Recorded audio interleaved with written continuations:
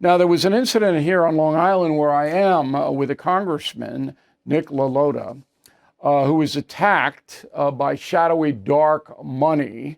So we wanted the congressman to come on, and he joins us now from Hop Hog, New York. I was very interested in the personal story here, not the bigger picture. So, I have a house in your district, and I know you from the campaign trail and all that. What happened to you exactly?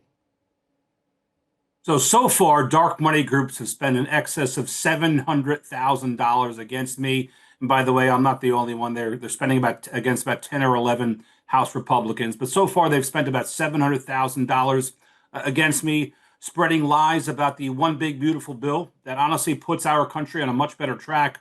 It ensures that we save money for future generations, secures our border, and puts the nation on a better track. But yet they're spreading lies about Medicaid in particular, and so far spending a lot of money doing so. All right, who's they? You got the 1630 fund. Is that what it is? What is that? Groups that put up a new fancy name and then they unwind the group 6, 9 months later after they're done spending their dark money. We often don't know the sources or the interests that are specifically behind these attack ads, which are mostly false, meant to scare residents, my constituents, into thinking things that are true that aren't. And it's really just a shame that they would go about this tactic when this bill is centered around work requirements. Work requirements used to be a bipartisan initiative. In fact, Bill Clinton, while he was president, supported the notion that if you wanted to receive federal government benefits and if you were an able-bodied adult, you had to work for them. Yeah, And and I this mean, bill look, merely states that 80 hours a month is all you got to work if you're able-bodied to get your Medicaid or get your food stamps. any intelligent American knows what this propaganda campaign is, but you yourself were targeted. Now, you came up with a figure of $700,000, right? You're adding up the television ads that went after you. Is that how you got to that figure? Yeah, it's only the TV part. We don't aren't able to yet quantify what Okay. they've spent in the mailbox. So the TV component alone is seven hundred Now, thousand. We estimate the mail component to be about the same. the companies that ran the ads should be able to tell you who bought the ads, right? Yes, 3 or 4 shadowy groups that have these temporary names. They stand up these organizations. They wind them down 3, 6, 9 months later after they're done smearing their crap across America. It's by design that it's not attached to a permanent, long-standing name. It enables them to conduct their shadowy All exercises right, as so they. these are pop-ups to get Congressman LaLota and 10 others to in districts that they feel could go either way, because your district, the first district on Long Island, is in a lock to go Republican.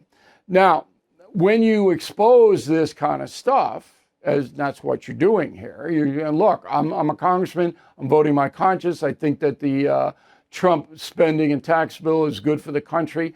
This is your job. That's what you're supposed to do. And yet I'm attacked by a shadowy group and we don't even know who's giving the money to. What do the people say? I mean, anybody outraged about this, or are we just accepting that this is the landscape now? So there's a country song or two that has lyric that sounds something like, "When you tell a lie about me, I'm going to tell the truth about you." And that's been my response to these things all along. We're Long Islanders. We like to be plain spoken. We like to hear the truth told to us.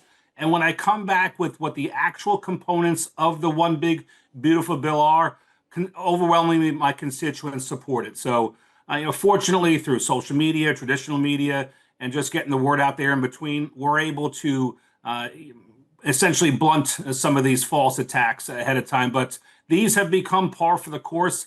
I think for the most part, my constituents are desensitized to attacks like this. There's been a lot of spending in my district over the last couple of cycles. I've been outspent each of the last 3 elections I've been in massively, 2 to 1, 3 to 1, and 6 to 1. And yet we've won each one of them by 10 points or more.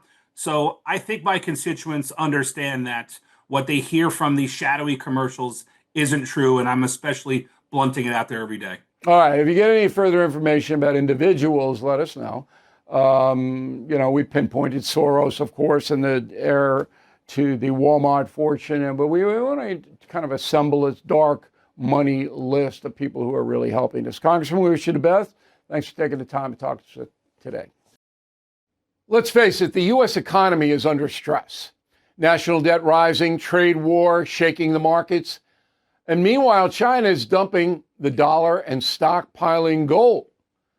That's why I protected my savings with physical gold and silver through the only dealer I trust, American Hartford Gold. And you can do this. Get precious metals delivered to your door or placed in a tax-advantaged gold IRA. They'll even help you roll over your existing IRA or 401k, tax and penalty free. With billions in precious metals delivered, thousands of five-star reviews, and an A+ from the Better Business Bureau, you can trust American Hartford Gold as I do. Please call 866-501-5201 or text BILL to 65532. Again, that's 866-501-5201 or text BILL to 65532. Thank you for watching. To view full episodes of the No Spin News anytime, sign up to become a BillO'Reilly.com premium or concierge member today.